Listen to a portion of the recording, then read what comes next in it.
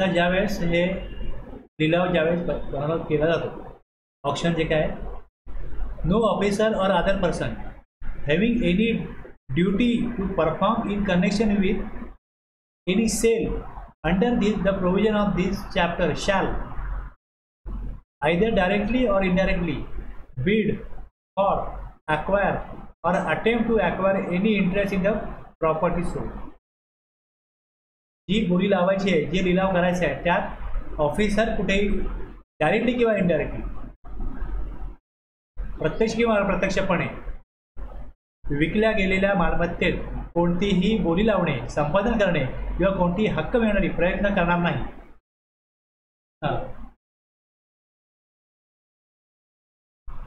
आता prohibition against sale on holidays. No sale under the rule under the provision of this chapter shall take place on a Sunday or other general holiday recognized by the government or any day which has been notified by the government to be a holiday for the area in which the sale is to take place. जे normal डेला त्यांनी ती पूर्वी विक्री केली पाहिजे. Working डेजमध्ये विक्री केली पाहिजे. The PO may seek any assistance from the officer in charge of the jurisdictional police station as may be necessary in the discharge of his duties, and the said officer in charge shall depute sufficient number of the police officer for providing such assistance. PO आपले कर्तव्य पार पाडताना आवश्यक ती मदत संबंधित police ठाण्याच्या प्रभारी अधिकाऱ्याकडून मागू शकतो आणि अशी मदत देण्यासाठी प्रभारी अधिकारी पुरेशा संख्येने पोलीस अधिकाऱ्यांची नेमणूक करेल. तर याकरता कुठलं फॉर्म असं नाही, कसं पत्र त्यांना द्यायचं ते पत्र PO बनवेल आणि ते पत्र त्यांना देईल. बाकी सगळ्याला फॉर्म दिलाय ना तिकडे, तसं ह्याला काही फॉर्म दिलेलं नाही की हा फॉर्म त्यांना पाठवा.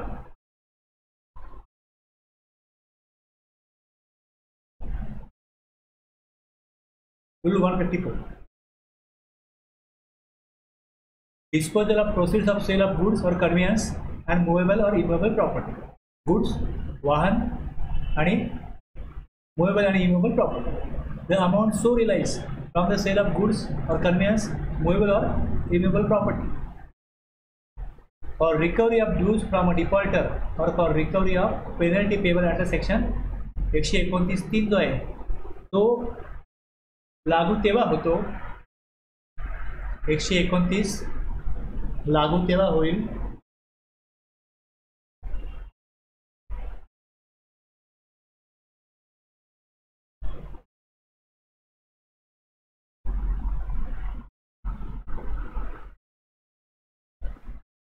ज्या वेळेस EV बिल बनवलं गेलं नाही. EV बिल नाही बनवलं,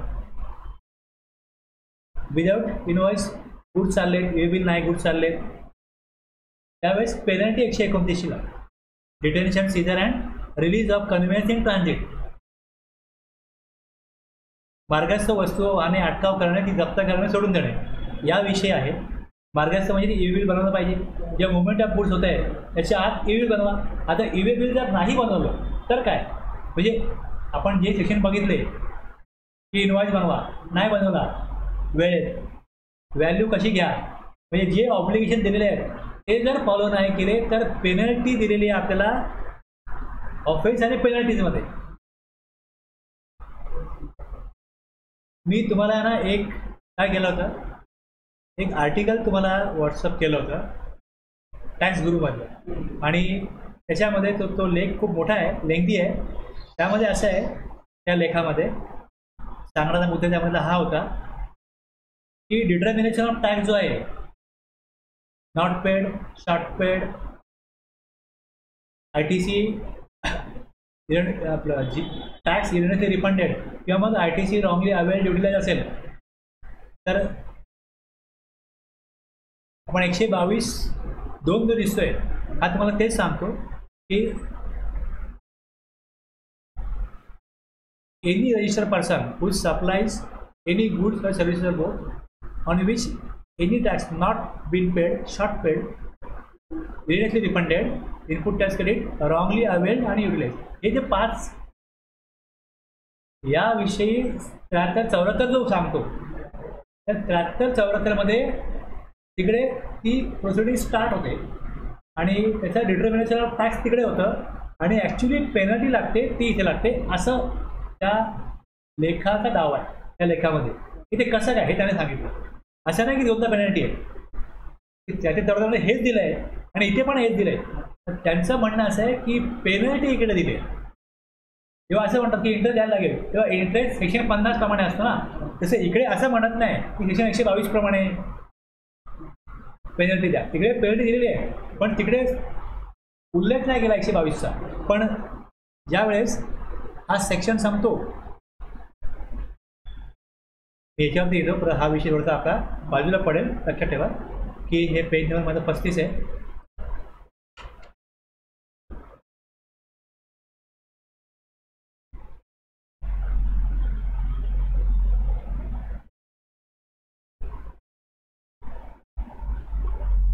इथे सांगितलं गेलं आहे की यावेळेस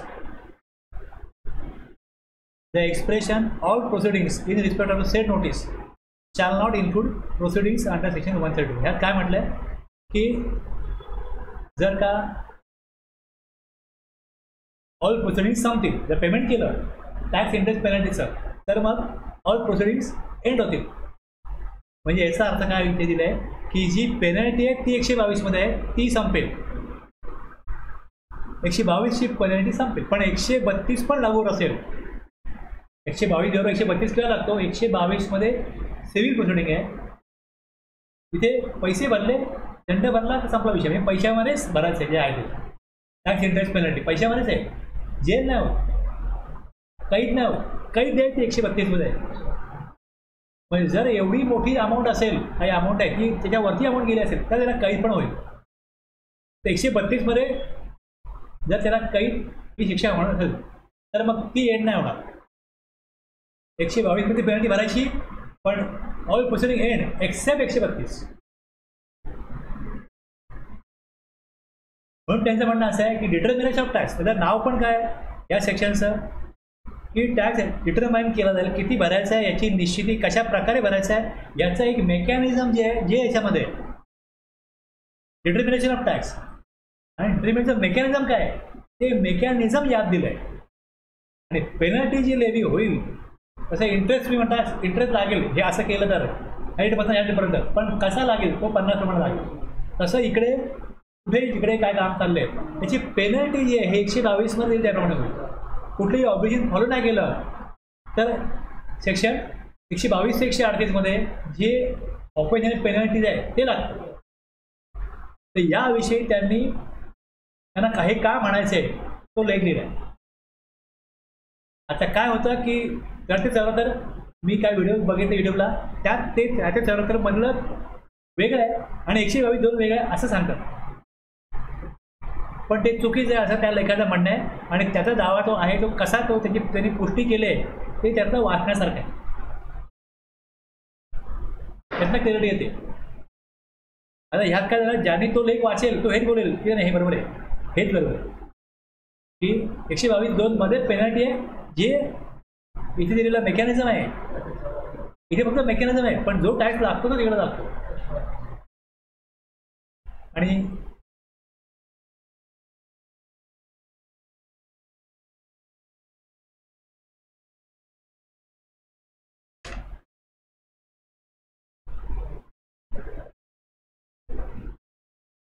अठ्ठावीस ना किती काय होतं,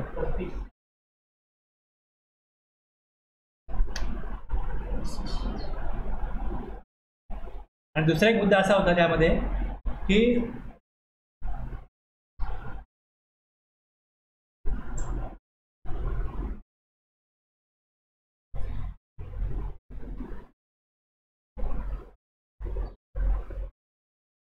हा सेक्शन 131 आहे तो परमिट करतो की या अधिनियमाच्या तरतुदीखाली किंवा त्यावेळी अंमलात असणाऱ्या कोणत्याही अन्य कायद्याखाली जी व्यक्ती अन्य कोणतेही शिक्षा लागण्यासाठी पात्र ठरलं असेल त्यास यामुळे प्रतिबंध होणार नाही. म्हणजे ऑफेन्स एकच आहे, पेनल्टी 2 लागतील.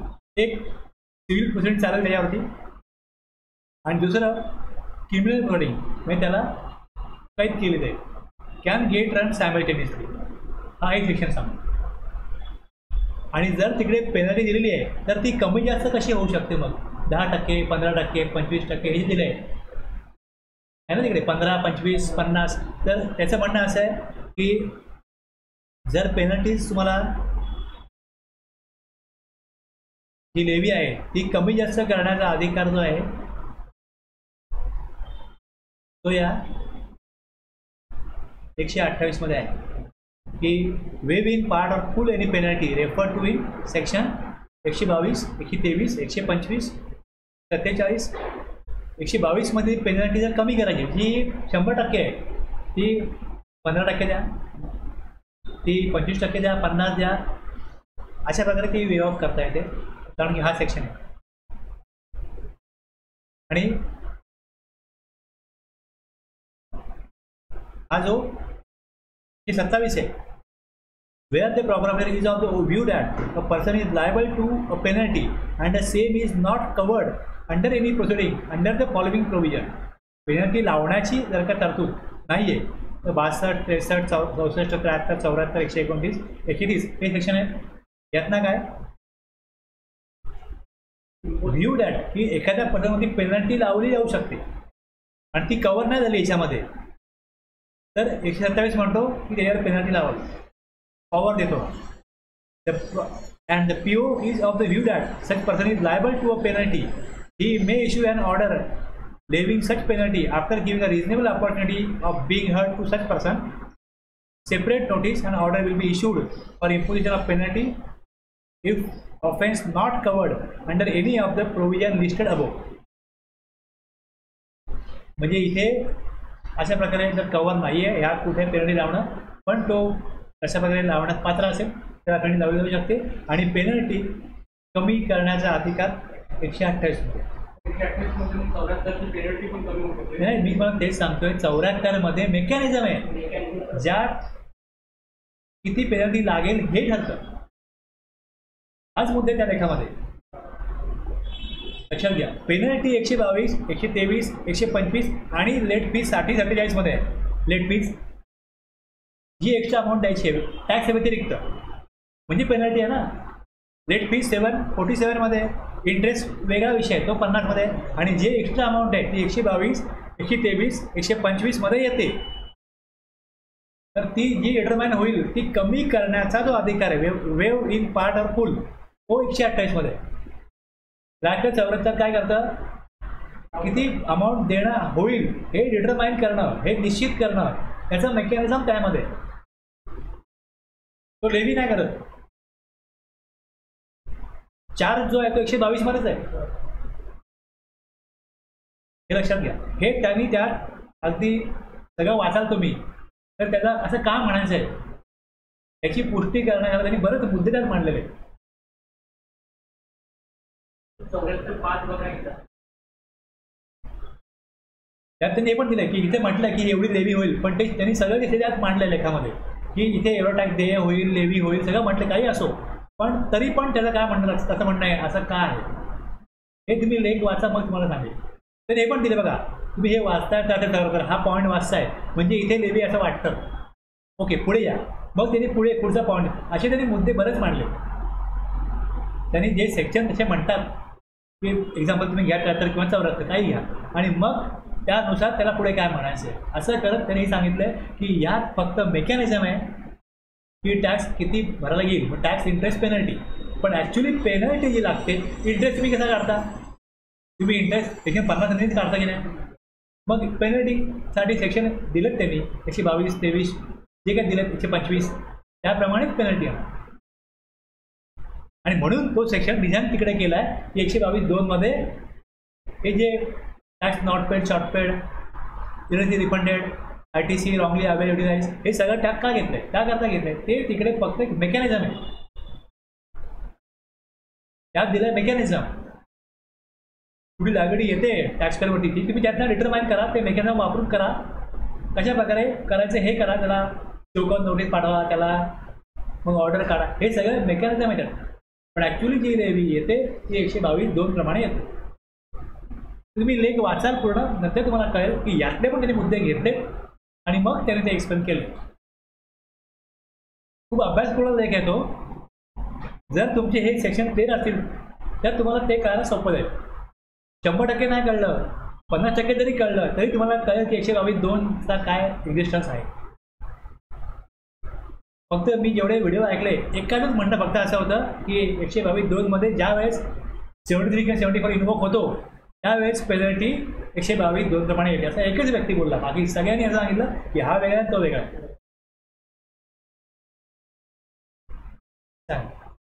आणि हे जे लोक आहेत जे बोलणारे ते खूप वर्ष हा विषयाच्या अभ्यासात आहेत. इनडायरेक्ट टॅक्सचे रिप्युटेड क्लासेसचे ते लेक्चरर आहेत हे बोलणारे. आणि त्यांनी 50,000 लोकांना शिकवले, 1,00,000 लोकांना शिकवले, असं त्यांच्या वेबसाईटला त्यांचं नाव आहे. एवढ्या लोकांना त्यांनी शिकवलंय, एवढ्या विद्यार्थ्यांना, असे लोक आहेत. त्यामुळे तो लेख महत्त्वपूर्ण आहे, अभ्यासपूर्ण आहे. तो मला आवडला म्हणून तुम्हाला मी पाठवलं की बघा हे चाललंय असं आहे. एक तुम्हाला ओव्हरव्ह्यू करणं वेगळी गोष्ट आहे. जर तुम्हाला इनडेप्थ स्टडी करायचा असेल तर असे की पॉईंट बघायला लागतात. परत मी येतो इकडे.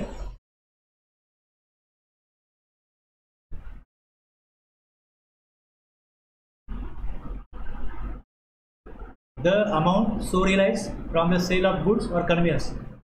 थकबाकीदाराकडून थकबाकी वसूल करण्यासाठी किंवा कलम 129(3) अन्वये देय दंडाच्या रकमे वसुलीची वस्तू किंवा वाहतूक, जंगम किंवा स्थावर मालमत्तेच्या विक्रीतून अशी वसूल केलेली रक्कम काय केलं जाईल. पहिल्यांदा first the appropriate against the administrative cost of the recovery process. किती खर्च आला. प्रथम वसुली प्रक्रियेच्या प्रशासकीय खर्च किती असेल त्याचा विनियोग केला जावा, ते पैसे काढ. Next be appropriated against the amount to be recovered or to the payment of the penalty payable under section. आता हा त्यातली किती पेनल्टी काढा. Next be appropriated against any other amount due from the defaulter under the act or the integrated goods and service tax act or the UT and any of the state goods and service tax act and the rules maintained under. आणि तिसरं the balance काय असेल म्हणजे जे गव्हर्नमेंटचं घेणं आहे ते घेऊन जो बॅलन्स उरत असेल the balance if any shall be credited to the electronic cash ledger of the owner of the goods or conveyance as the case may be in case the person is registered under the act.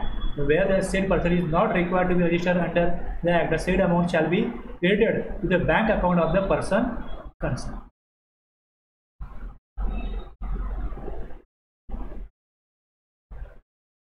त्याने जो लिलाव केला त्याचा व्यवस्था खर्च, मग जे त्याचं म्हणून ज्या करता लिलाव केला गेला ती अमाऊंट ही बाजूला केल्यानंतर जर आपण उरत असेल तर ती इलेक्ट्रॉनिक कॅश लेजरला जर पर्सन रजिस्टर असेल तर जमा केली जाईल आणि रजिस्टर नसेल तर त्याच्या बँक अकाउंटमध्ये ती अमाऊंट क्रेडिट केली जाते.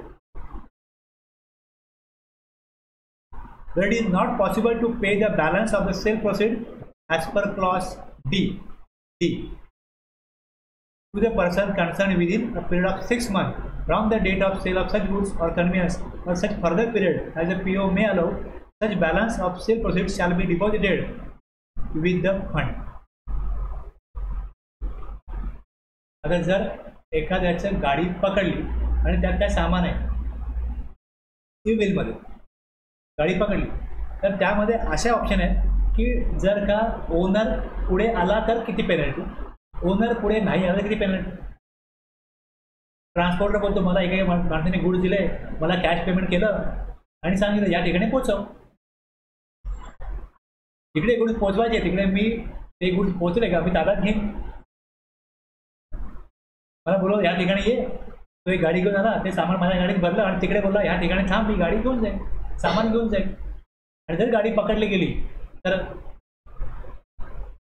संबंधित व्यक्ती पुढेच येत नाही,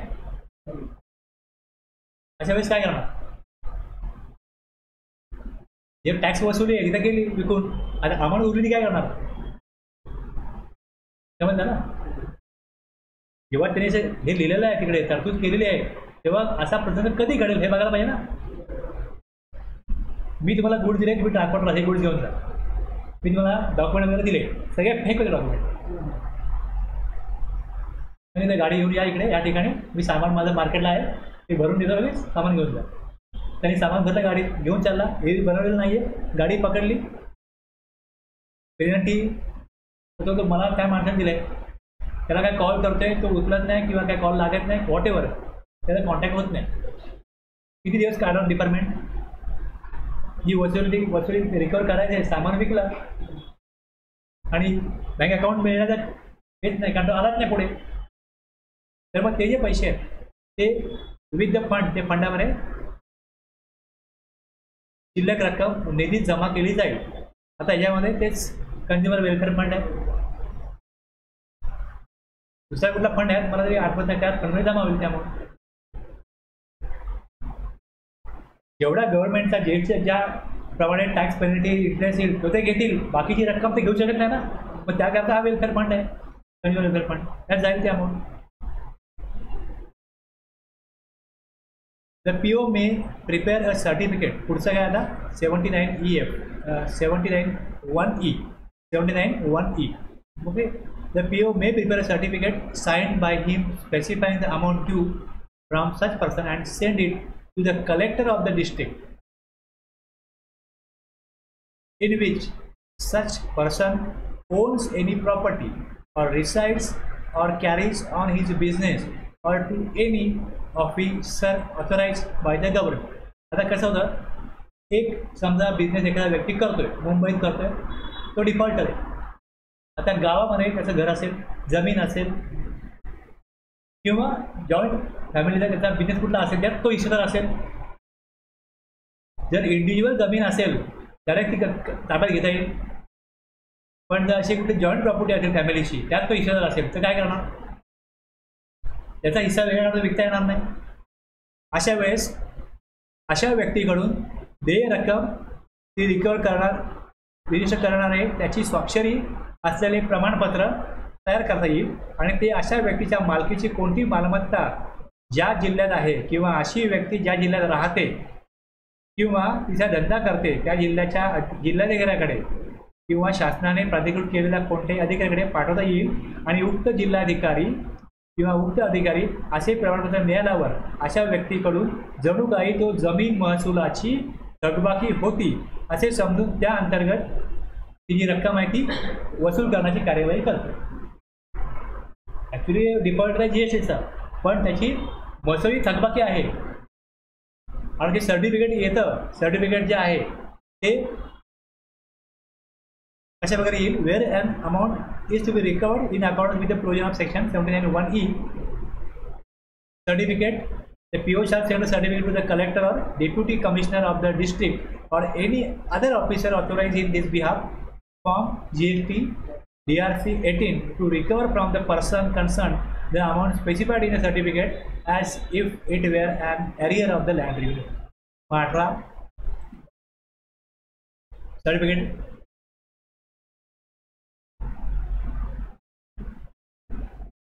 amount येईल, I demand order number, reference number, period हे सगळं येईल.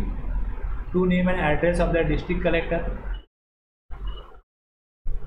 The set GST and holder owns property, resides, carries on business in your jurisdiction in the particular of which are given hereby. You are requested to take early step to realize the sum of rupees from the said defaulter as if it were an arrears of land revenue. अशा प्रकारे revenue collect करण्याचा अधिकार हा कायदा कोणाला देतं? Collector. आलं लक्षात?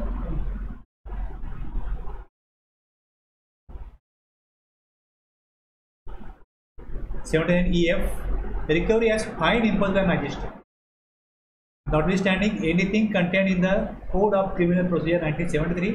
The PO may file an application to the appropriate magistrate, and such magistrate shall proceed to recover from such person the amount specified thereunder as if it were a fine imposed by him. PO काय करेल, उचित दंडाधिकाऱ्याकडे अर्ज दाखल करता येईल आणि असा दंडाधिकारी अशा व्यक्तीकडून जणू काही त्याने लावलेला द्रव्यदंड होता म्हणजे फाईन बाय मॅजिस्ट्रेट असे समजून त्या अंतर्गत जी रक्कम आहे ती वसूल करण्याची कार्यवाही करेल, रिकवर करण्याची कार्यवाही करेल. Where an amount is to be recovered as if it were a fine imposed under the Code of Criminal Procedure 1970, the PO shall make an application 19 आहे त्याच्यामुळे ह्याच्या करता magistrate to recover and fine.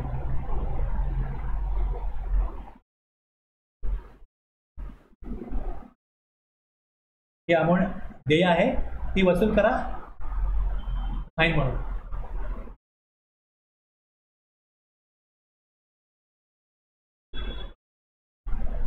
पुढे धरू 146, where any amount is payable to the defaulter in execution of a decree, म्हणजे एक फरमान बजावलंय ऑफ सिव्हिल कोर्ट, कोर्टाचा फरमान आहे की अमाऊंट दे आहे कोर्टाला for the payment of money or for sale in enforcement of a mortgage or charge. जेथे दिवाणी न्यायालयाच्या आदेशाच्या अंमलबजावणीत थकबाकीदाराला पैसे भरण्यासाठी किंवा तारण किंवा शुल्काच्या अंमलबजावणीत विक्रीसाठी देय असलेली कोणतीही रक्कम देय असते. The PO shall send a request DRC 15 मध्ये to the state court, and the court shall, subject to the provision of the Code of Civil Procedure 1908, execute the attached decree and credit the net proceed for settlement of the amount recoverable. PO संबंधित न्यायालयाला DRC 15 मध्ये विनंती पाठवेल आणि न्यायालय दिवाणी प्रक्रिया तरतुदीच्या अधीन राहून संलग्न विक्रीची अंमलबजावणी करेल आणि वसूल केलेल्या रकमेच्या सेटलमेंटसाठी निव्वळ उत्पन्न जमा करेल. जी ऑलरेडी तुम्ही फरमान काढलंय त्यात आमचं पण घेणं वसूल करून घ्या.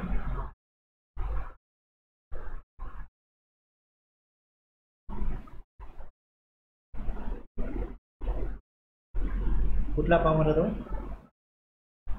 15 आहे ना, हा 15 मध्ये राहिला होता.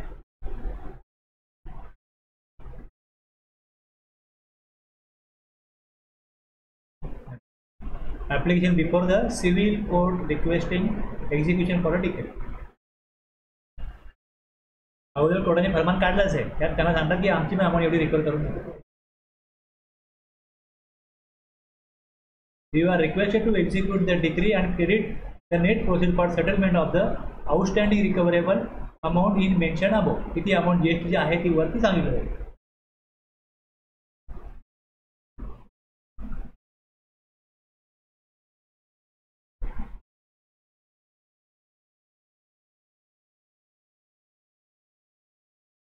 Recovery from surety, Rule 157, where any person has become surety for the amount due by the defaulter. जर एखादी व्यक्ती थकबाकीदाराने देय रकमेची हमी घेतलेली असेल तर त्याच्यावर या अंतर्गत कारवाई केली जाऊ शकते. जणू थकबाकीदार आहे तो डिफॉल्टर आहे, कारण तू काय केलेलं आहे त्याचा हमी घेतलेली.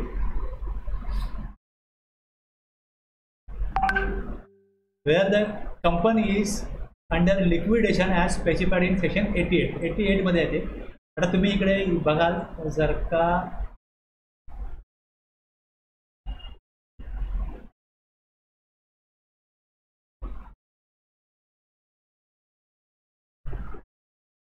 Liability to pay in certain cases आहे, या केस दिल्या.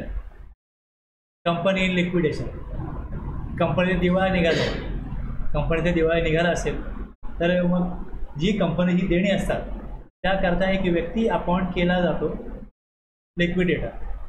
Wear any company is being wound up, कंपनीचा गुंडाळी गेले whether under the orders of a court, court सांगितले कंपनी दिवाळा निघाला तर every person appointed as a receiver of the any asset of a company, कंपनीचा असेट तो रिसिव्ह करतो आणि मग त्याप्रमाणे त्या असेट विकून जी देणी कंपनी घेतो त्याला म्हणतात liquidator. Shall within 30 days after the appointment give intimation of the appointment to the commissioner. आता याप्रमाणे company under liquidation है as specified under section 88. The commissioner shall notify the liquidator for the recovery of any amount representing tax, interest, penalty, or any other amount due under the Act in DRC 24.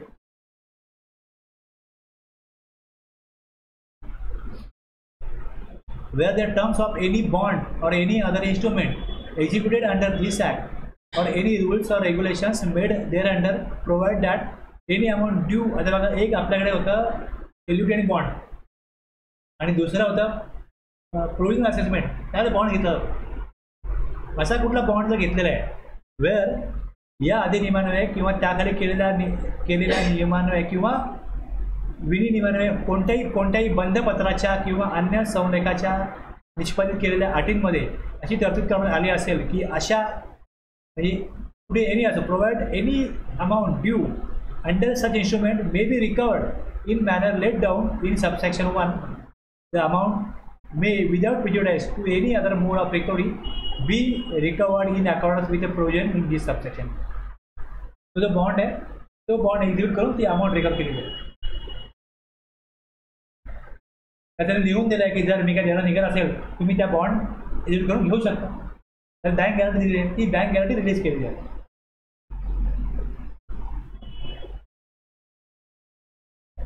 79(3) ह्या दोनमध्ये काय की जी recovery केली जाते HCFT UTGST officer may also recover CFT dues from defaulter and credit to the same to the central government. आणि आता जर recovery केली आणि रिकव्हरी जर संपूर्ण झालेली नसेल तर 2 लाख रिकव्हरीचे आहे. तर तुम्ही आहात HCFT ऑफिसर, तुम्ही मला 2 लाख होते HCFT आमच्या मला मिळाले, CFT पुढे काढू आपण. तसं नाही करा. त्यात काय म्हटलं अपॉर्च्युनिमेंट करा. Apportionment of amount collected to state आणि सेंटर. 2 लाख मिळाले किती अमाऊंट होती मग 4 लाख होती. 1 लाख सेंटरचे मिळाले 1 स्टेटचे मिळाले.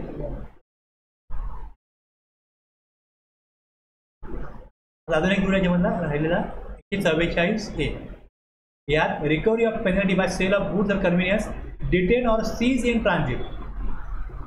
आता ज्यावेळेस हे बिल बनवलेलं नाही आहे डिटेन इन ट्रान्झिट आहे त्यावेळेस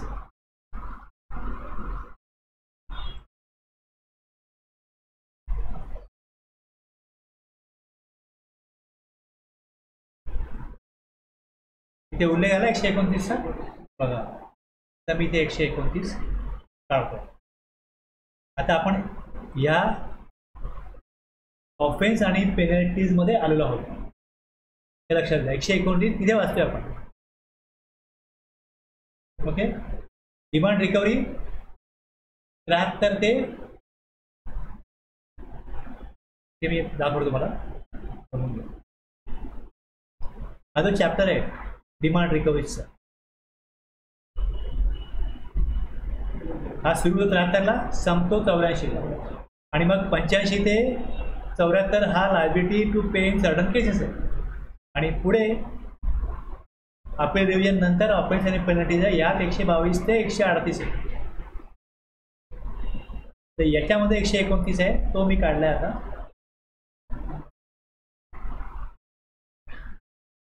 detention, seizure and release of goods and conveyance in transit. Notwithstanding anything contained in this act where any person transported any goods or stores any goods while they are in transit. जेव्हा शब्द आला detention of goods तेव्हा त्याचा अर्थ काय? Detention not allowing access to the owner of the goods by a legal order notice is called detention. However, the ownership of the goods still with the owner, it is issued when it is suspended that the goods are liable to confiscation. Detention of goods conveyance where any person transport any goods or stores any goods while they are in transit in contravention म्हणजे उल्लंघन केलंय या कायद्यामधल्या तरतुदींचा किंवा नियमांचं made thereunder all such goods and conveyance used as a means of transport. ते गुड्सचं माध्यम काय त्या वाहनात ते गुड ट्रान्सपोर्ट होत आहे for carrying the sale goods and documents relating to such goods and conveyance while they are in transit contravention केलं आहे shall be liable to detention. Goods conveyance document or seizure and after detention or seizure shall be released. नंतर release केलं release केले जातील त्याला काय condition आहे खाली बघा. कधी रिलीज केले जातील? Where the owner of the goods come forward for payment of penalty on payment of penalty equal to 200% of the tax payable. जे गुड्स पाठवले जात आहेत त्याचं एविल बनवलं आहे, पण एविलमधलं जेवढं डिस्क्रिप्शन ऑफ गुड्स आहे आणि ॲक्च्युअल गुड्स आहे यात गुड जास्त असतील. म्हणजे यामध्ये त्यांनी प्रॉपर कंप्लायन्स नाही केला त्यामुळे गुड रिटर्न केले. आणि वेअर द गुड्स मी इथे काय झालं की ते लायबिलिटी डिटेक्शन झाले की तुम्ही कंप्लायन्स प्रॉपर नाही केलं, तुम्ही गव्हर्नमेंटला प्रॉपर गुड्स रिपोर्ट नाही केले. On payment of penalty equal to 200% of the tax payable on such goods. त्या गुड्सवरती किती टॅक्स भरायचा आहे? एवढे गुड्स त्यांनी अनडिक्लेअर्ड होते किंवा युनिट नाही बनवलं तर किती गुड्स होते त्याची अमाऊंट काय, त्याचा टॅक्स किती आहे? समजा 1 लाख 2 लाख भरा. इन केस गुड्सचा एक्झाम्प्ट आहे तर बिल जे डॉक्युमेंट ठेवायला बरोबर डॉक्युमेंट ईव्हीपीची गरज नाही. समजा एक्झामचा गुड्सला पण डॉक्युमेंट बरोबर ठेवला नाही. On payment of an amount equal to 2% of the value of goods or 25,000 whichever is less. कमी काय म्हणजे इथे पेनल्टी 25,000 मॅक्झिमम येईल. 2% जास्त आहे का 25,000 जास्त आहे? 2% जास्त आहे तर 25,000च भरा. मॅक्झिमम पेनल्टी 25,000वरती जाणार नाही एक्झाम्पल गुड्सला. Where the owner does not come forward. बघा आता हे आलं गुड्स पकडले, ट्रान्सपोर्टर म्हणतो बघा ह्या माणसाचे गुड्स आहेत, तो माणूस कोण आहे? तो पुढे येतोय का? Does not come forward for payment of penalty on amount of penalty. पहिले काय होतं? Where the owner of the goods come forward for payment of penalty. आणि जर नाही आला does not come forward on amount on payment of penalty equal to 50% of the value of the goods or 200% of the tax payable on the said goods whichever is higher. Okay वरती आहे का 200 इथे काय म्हटलंय 200% आहेस. Okay आणि equal to 50% of the value of goods whichever is higher. आता जर माझ्याकडे 2 लाखाचे गुड्स येतात आणि याच्यावरती 28% टॅक्स असेल तर टॅक्स 28 प्लस मी जर विचार केला ज्यामध्ये टॅक्स किती येईल? व्हॅल्यू ऑफ गुड्स किती आहे? 50% of the value of good किती येईल? 1 लाख. आणि ह्याच्यावरचा टॅक्स किती होईल? 56,000. 56 ना. 50% 1 लाख आणि टॅक्स किती आहे? 28 56,000. यातला हायर काय ही पेनल्टी लागेल. 1 लाख किंवा 56,000. पण ते समोर आला तो म्हणजे गव्हर्नमेंटचा उद्देश काय की या तुम्ही समोर आणि 200% टॅक्स भरा आणि घेऊन जा तुमचे गुड्स. पण नाहीच आला तो त्याकडे मला माहीत नाही गुड्स कोणाचे. हा व्यक्ती आहे बघा ह्याला कॉन्टॅक्ट करा. नाही कॉन्टॅक्ट झाला मग ते लिहिला होईल त्या गुड्सचा, बोली लावली जाईल, टॅक्सची अमाऊंट जमा होईल व्यक्तीच्या अकाउंटला आणि बाकी अमाऊंट फंडात जाईल. In case of exempted goods on payment of an amount equal to 5% of value of goods or ₹25,000 whichever is less. आता हे सगळं कळावं याकरता काही एक्झाम्पल पुढे दिलेली आहेत. पुढे एक्झाम्पल दिली त्याची क्लिअर व्हावं हे की नक्की काय करायचं आहे. एक्झाम्पल दिली आहे बोलतो माझ्या नाही कळलं तरी ते एक्झाम्पल वाचल्यावरती कळेल. पहिले काय दिलं की गुड्स इन ट्रान्झिट आहे, गुड्स मुवमेंट होत आहेत आणि त्यात गाडी पकडली जाईल का उल्लंघन केलं आहे, एअरबिल नाही बनवलं किंवा प्रॉपर नाही बनवलं तर मग काय होईल ते सीज केलं जाईल. गुड्स कन्व्हियन्स डॉक्युमेंट सीज केले जातील आणि पुढे जर upon furnishing security equivalent to the amount payable जी अमाऊंट भरायची आहे तुला माहीत अमाऊंट नाही आहे मग काय करा बॉन्ड इश्यू करा.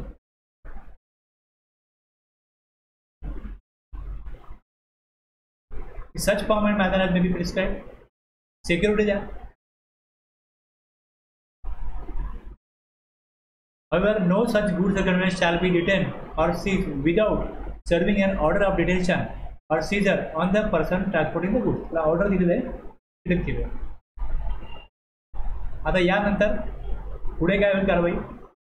इश्युअन्स of notice within 7 days and passing of penalty order after next 7 days.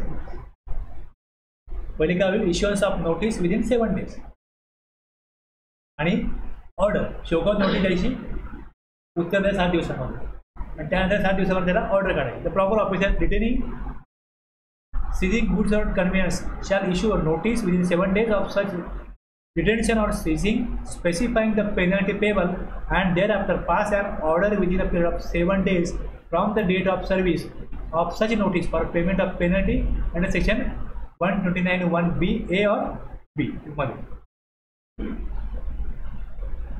Opportunity of being heard. No penalty shall be determined under section 129(3) without giving the person concerned an opportunity of being heard. On payment of amount referred to in section 129(1) मध्ये जी आपण काढली आहे ती भरली तर on all proceedings in respect of the notice specified in section 129(3) shall be deemed to be concluded. Where the person transporting any goods or the owner of such goods fails to pay the amount of penalty under section 129(1) within 15 days from the date of receipt of copy of the order passed under section 129(3), the goods or conveyance so detained or seized shall be liable to be sold or disposed of otherwise in such manner and within such time as may be prescribed to recover the penalty payable under section 129(3). Review वाचला तिकडे बरोबर किंवा हा हे करता होता. Release of conveyance. The conveyance shall be released on payment of transporter of penalty under section 129(3) or 1 lakh whichever is less. Transporter बोलले माझी गाडी सोडा, तो माणूस मला माहीत नाही, त्याला पेनल्टी लागेल. जो जी पेनल्टी पेबल आहे त्या गुड्सच्या अगेन्स्ट ती किंवा 1 लाख रुपये whichever is less. म्हणजे मॅक्झिमम 1 लाख रुपये ट्रान्सपोर्टरला भरल्याशिवाय तिची गाडी सुटणार नाही. Reduction of time limit. Where the detained or seized goods are perishable or hazardous in nature or are likely to depreciate in value with passage of time, the said period of 15 days may be reduced by the proper officer.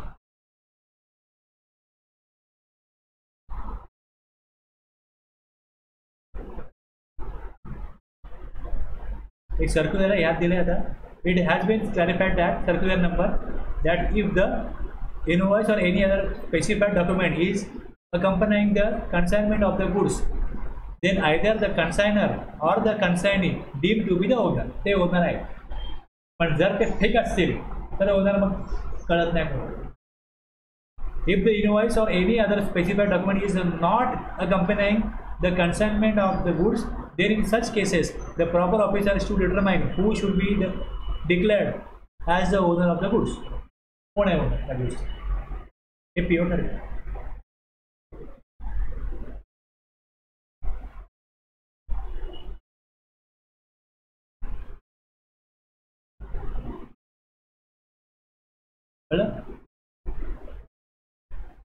आता penalty under section 130 confiscation of goods or conveyance and levy of payment.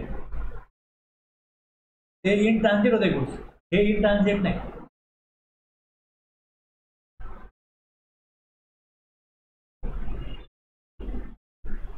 आता ह्यामध्ये जेव्हा शब्द येतो confiscation तेव्हा त्याचा अर्थ होतो की ते गुड्स सरकार जमा झाले. Once confiscation takes place, the ownership as well as the possession goes out of the hands of the original owner into the hands of the government authority. In short, it means transfer of the title to the goods to the government. म्हणजे काय? Confiscation.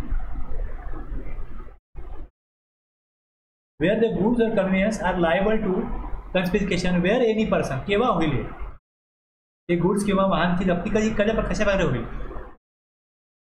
Supplies or receives any goods in contravention of any of the provisions of this act or the rules made thereunder with intent to evade payment of tax. उद्देशच आहे म्हणजे असे काय transport आहेत ते त्यांची गाडी वापरायला देतात की मी घेऊन येतो तुमचा माल, ठीक, त्यांची गाडी जप्त करायची. उद्देश काय? कराचे प्रदान चुकवण्याच्या हेतूने या अधिनियमाच्या किंवा त्याखाली केलेल्या नियमांच्या कोणत्याही तरतुदीचे उल्लंघन करून कोणत्याही वस्तूचा पुरवठा करीत असेल किंवा प्राप्त करीत असेल. Supplies or receive any goods in contravention of the any of the provision of this act or rule. उद्देश काय? With intent to evade tax. Tax चोरी करणं हाच उद्देश आहे. कराचे प्रदान चुकवणं हाच उद्देश आहे. 2. does not account for any goods on which he is liable to pay tax under this act. कर देण्यास, वस्तूवर कर देण्यास दायी असेल त्या कोणत्याही वस्तूचा हिशोब ठेवत नाही तर ते गुड्स जप्त होते. Supplies any goods liable to tax under this act without having applied for registration. नोंदणीसाठी अर्ज न करता या अधिनियमाद्वारे करपात्र असलेल्या कोणत्याही वस्तूंचा पुरवठा करीत असेल. 4. contravenes any of the provision of this act or the rule made thereunder with intent to evade tax. कराचे प्रदान चुकवणं हाच हेतू आहे. या अधिनियमाच्या किंवा त्याखाली केलेल्या नियमांच्या कोणत्याही तरतुदीचे उल्लंघन करीत असेल किंवा आता हे जे दिलेलं आहे यानुसार ते उल्लंघन काय आहे, ते कशा प्रकारे, बर्डन ऑफ प्रूफ नोटीस काढताना त्यामुळे सगळं ते मेन्शन झालं पाहिजे. Use any convenience as a means of transport for carriage of goods in contravention of the provision of this act or the rules made thereunder unless the owner of the conveyance proves that it was so used without the knowledge or conveniences of the owner himself, his agent if any, and the persons in charge of the conveyance. म्हणजे मी मला माहीत नाही, माझ्या माहितीत नाही येते हे त्यांनी ते प्रूव्ह केलं तर त्याची जप्ती होणार नाही गाडीची. या अधिनियमाच्या किंवा त्याखाली केलेल्या नियमाची तरतुदीचे उल्लंघन करून करपात्र वस्तू वाहून नेण्यासाठी वाहतुकीचे साधन म्हणून कोणत्याही वाहनाचा वापर करण्यात आला असेल आणि अशा प्रकारे केलेल्या वाहनाचा वापर हा स्वतः वाहना मालकाला, त्याच्या एजंटला कोणताही असल्यास आणि वाहनाचा ताबा ज्या व्यक्तीकडे असेल त्या व्यक्तीला ज्ञात नसताना किंवा त्याकडे कानानिवाडा न करता करण्यात आला होता असे वाहन मालकाने सिद्ध केले नसेल तर, ओके, सिद्ध केलं तर मग त्याला फसवणूक केलं तर तसं गव्हर्नमेंटला फसवलं आहे तर त्या मालकालाही फसवलं आहे. Then all such goods or conveyance shall be liable to confiscation and the person shall be liable to penalty under section 122. बघा इथे हे सांगितलं की पेनल्टी ती लागेल 122 प्रमाणे.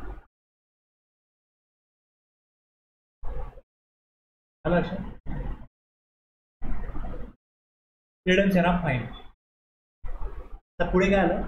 Wear confiscation of any goods or convenience is authorised by this act the officer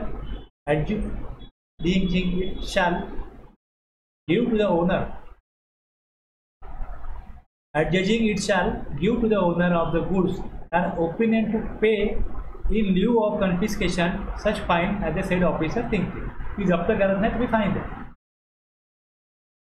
आम्हाला आमच्या टॅक्सशी मतलब आहे, जे डिव्हिजन ऑफ टॅक्स होत होता तो द्या, तुमच्या गुड्स आणि वाहन सोडू. Such fine leviable shall not exceed the market value of goods confiscated less the tax charge thereon. हा जो दंड आहे हा सरकार जमा केलेल्या वस्तूंच्या जे गुड्स आहेत डिव्हिजन ऑफ टॅक्स त्याचा आहे ना, त्यावर आकारण्यायोग्य असलेला कर कमी करून आलेल्या बाजार मूल्यावर अधिक असणार नाही.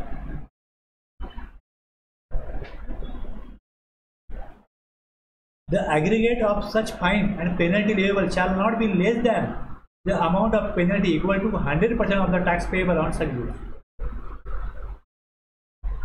Where any such conveyance is used for the carriage of the goods or passengers or hire, the owner of the conveyance shall be given an option to pay in lieu of the confiscation of the conveyance a fine equal to the tax payable on the goods being transported thereon.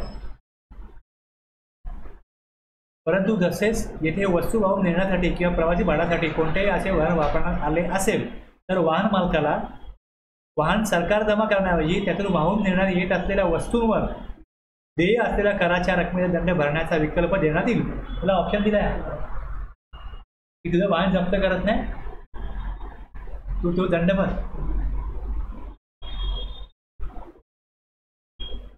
No order for confiscation of goods or conveyances or for imposition of penalty shall be issued without giving the person an opportunity of being heard. Okay, हे नेहमी येतच आपल्याकडे हे. आणि त्या व्यक्तीचे म्हणणे ऐकून घेण्याची तिला संधी दिल्याखेरीज वस्तू किंवा वाहन सरकार जमा करण्याचा किंवा शासकीय राजकारणाचा आदेश निर्गमित केला जाणार नाही.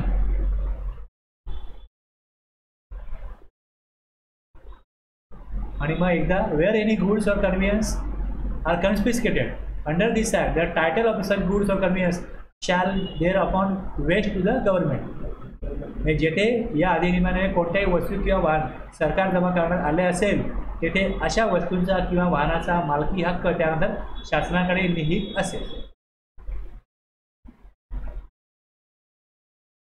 आता ते वाहन जे जप्त केलेले गुड्स विकले तर जीएसटी कोण भरेल? मी वेगळा प्रश्न विचारला आता.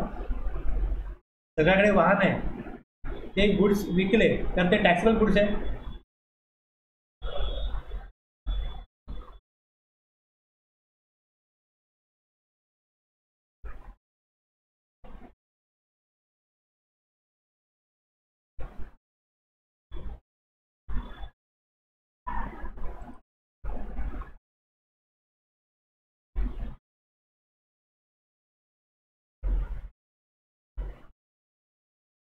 Used vehicle,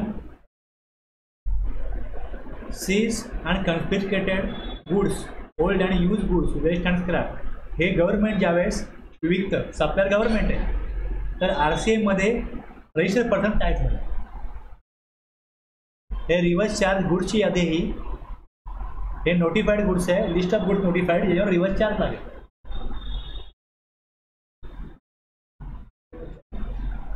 कसे लिंक लक्षात आली पाहिजे. आता हे गुड सरकार विकतं म्हणजे सप्लाय आहे ना.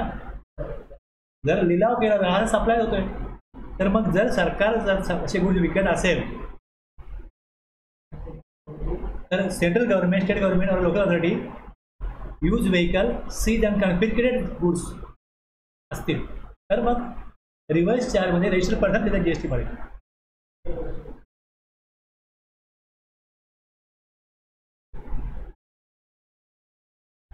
The proper officer adjudging confiscation shall take and hold possession of the things confiscated, and every police officer of police on the requisition of such proper officer shall assist him in taking and holding such possession.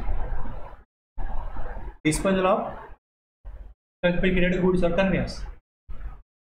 सरकार जमा केलेल्या वस्तू किंवा वाहन या अधिनियमाखाली इतर कोणत्याही कार्यवाही आवश्यक नाही अशी खात्री पटल्यानंतर आणि अशा वस्तू किंवा वाहन सरकार जमा करण्याऐवजी दंडाची रक्कम भरण्यासाठी 3 महिन्यांहून अधिक नसेल इतकी वाजवी मुदत दिल्यानंतर अशा वस्तू किंवा वाहनाची विल्हेवाट लावता येईल आणि त्याच्या विक्रीतून आलेल्या उत्पन्नाची रक्कम सरकारकडे जमा करता येईल.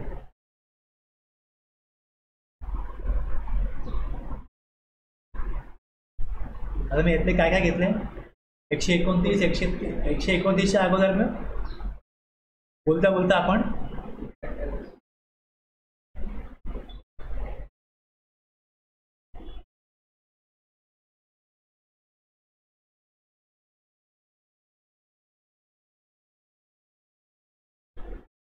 एकशे 27 पासून पुढे सांगितलं ना 127 सांगितलं.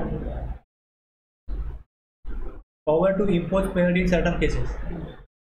128 power to waive penalty or fees other आणि detention seizure and release of goods and conveyance in transit.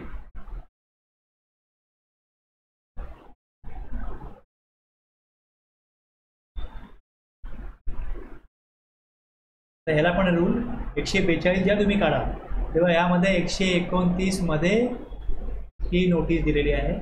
बाकी आता 120 लागतो, बाकीचं काय लागू होणार नाही, गैर लागू होईल. तिकडे 7 दिवस दिलेत ना, मग हे 7 दिवसाचा विषय यात येईल तुम्हाला. हे 30 दिवसाचा विषय वेगळा आहे. 7 दिवस. त्यानंतर 7 दिवसांनी DRC 7.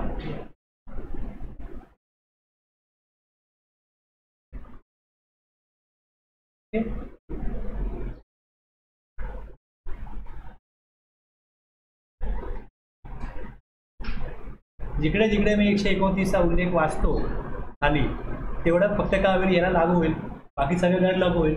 एकाच रूलमध्ये त्यांनी एवढ्या सगळ्या सेक्शनमधून जे काय त्यांना टॅक्स इंटरेस्ट पेनल्टी घ्यायची आहे ते सगळे रूल याच्यात दिले, सगळे यात टाकले. आणि जेव्हा तुम्ही तो काढता फॉर्म DRC 07 काढता,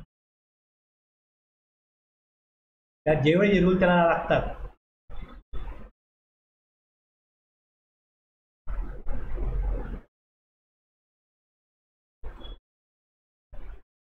सेवन आहे ना तिकडे ऑर्डर.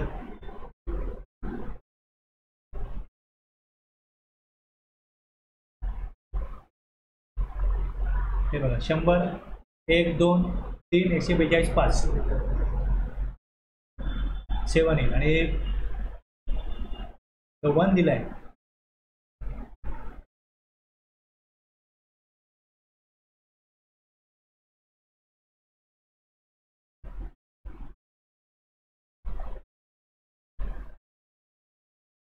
आपण 142 1 आहे.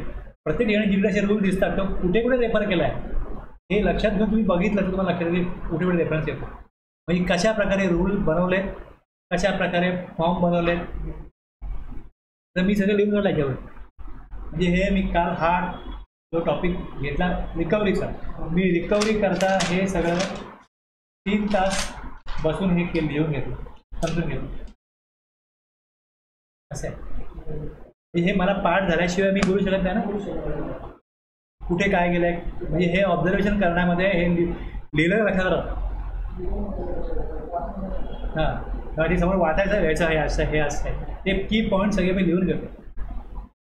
हा टॉपिक मी 5 वेळा शिकवला का मग मला गरज नाही, पण मी फर्स्ट टाईम शिकवतो, सेकंड टाईम शिकवतो किंवा मग खूप काळानंतर शिकवतो, तर मला लिहून नाही घेतलं तर बोलताना मला तेवढी क्लिअरिटी येत नाही, तेवढा कॉन्फिडन्स येत नाही. अरे म्हणजे मला मध्ये बोलताना मग मी अडतो मध्ये ते अर्थाला येऊ नसेल, यायला नको असेल तर पहिले प्रिपेअर करायला लागतं.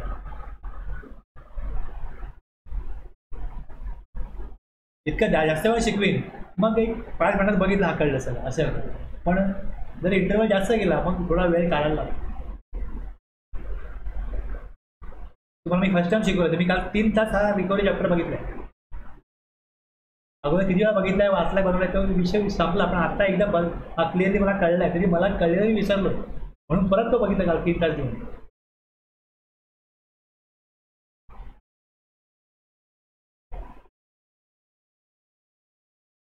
आता फार काय वेळ लागणार नाही पूजेच्या वेळेला याच्यामध्ये. आता बघा याच्यामध्ये 122 आहे, 123, 124ला काय फार वेळ लागत नाही, 125 पण काय वेळ लागत नाही, 122ला वेळ लागेल. हां, जनरल डिसिप्लिन काय रिलेटेड टू पेनल्टी 126 मध्ये, हा थोडं 10 मिनटं घेईल. पुढे मेजर काय याच्यामध्ये आता की 132 हा मेजर आहे. क्रिमिनल प्रोसिडिंग्स 132 मध्ये कशी होते आणि बाकी 33, 34, 35 हे फार वेळ घेणार नाही. कंपाऊंडिंग ऑफ ऑफेन्सेस हा महत्त्वाचा. कंपाऊंडिंग ऑफ ऑफेन्सेस की जरी त्याला जेल झाले, कैद झाले, तेव्हा मी काय अमाऊंट भरू की मला तुम्ही सोडवा. ऑफेन्स पण सगळे ऑफेन्स कंपाऊंड करा, एकत्र करा, हे अमाऊंट आहे, हे कंपाऊंडिंग ऑफ ऑफेन्स आहे. आणि ज्यावेळेस तुम्ही 132ला याल,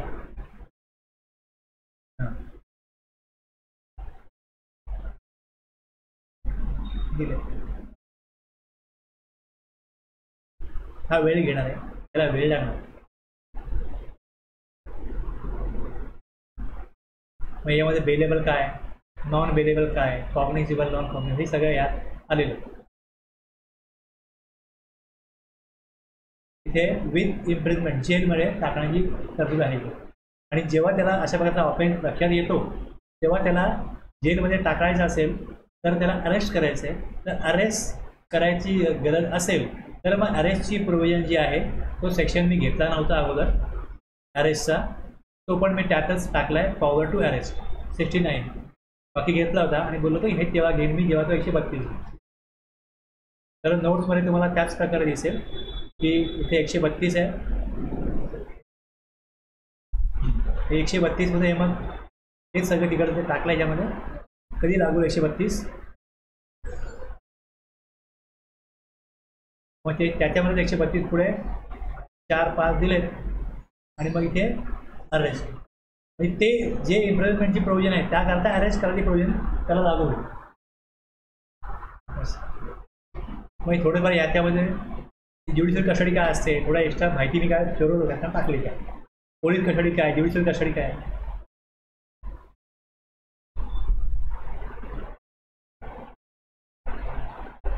कॉग्निझेबल ऑफेन्स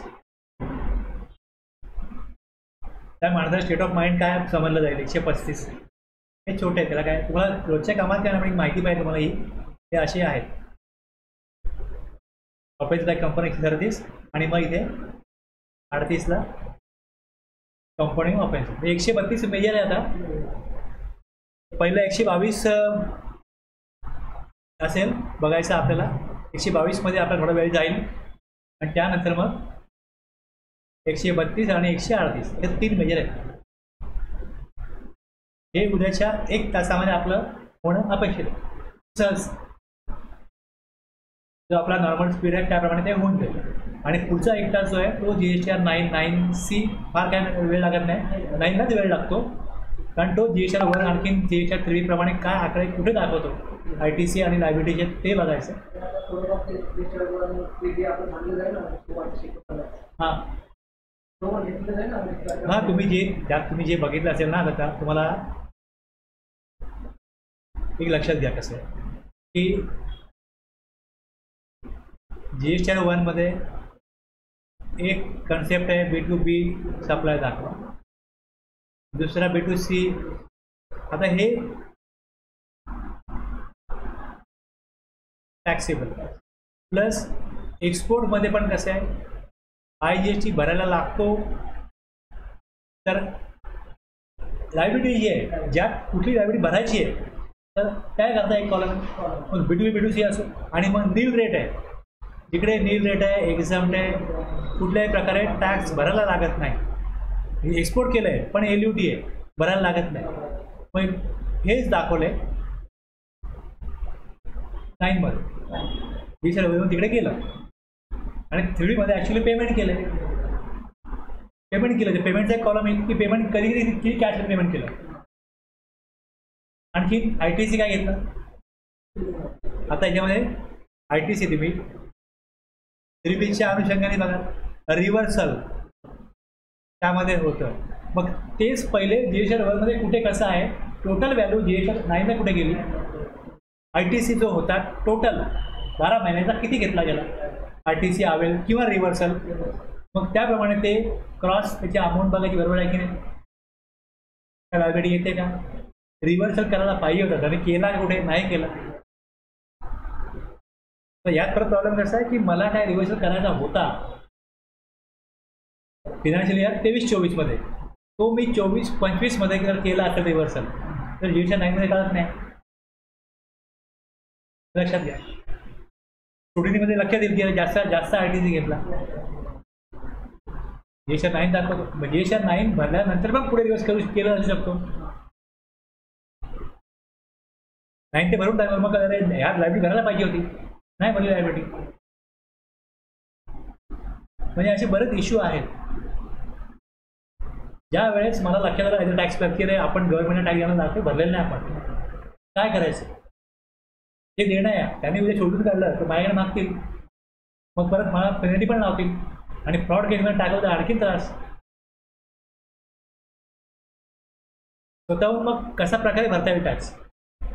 GSTR 9 भरल्यानंतर पण ते GSTR 9 भरताना कळलं की लायबिलिटी काय देणं लागतो तर त्यात भरता येईल. पण तेव्हा पण नाही भरली आणि त्यात अशा प्रकारे GSTR 9 भरला की मला टॅक्स देणं लागू आहे हे मी मान्य करतोय आणि नंतर मग तो भरून जायला तो रिवाइज करता येत नाही. म्हणजे असे प्रश्न पडले पाहिजे की कुठले ऑब्लिगेशन चुकवले तर काय करता येईल. तुम्हाला एवढं तर कळलं की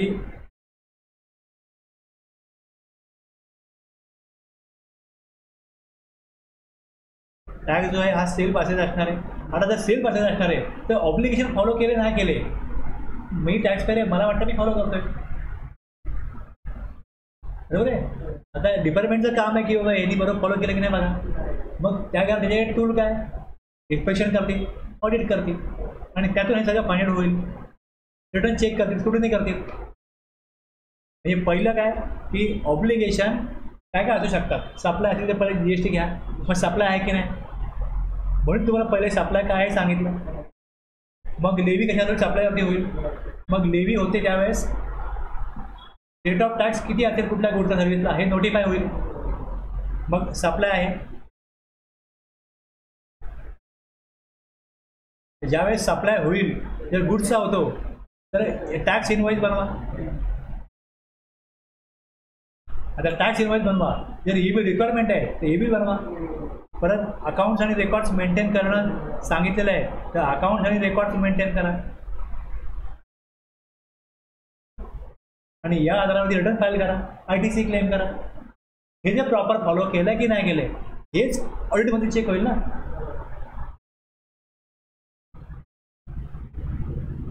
आणि जे काय त्यांनी भरलेलं आहे ते स्क्रुटिनी करत असताना जर तुमचा GSR 1 क्लिअर आहे, 3B क्लिअर आहे तर तुम्हाला GSR 9 मध्ये कुठल्या व्हॅल्यूज कुठे जातात हे कळणार आहे.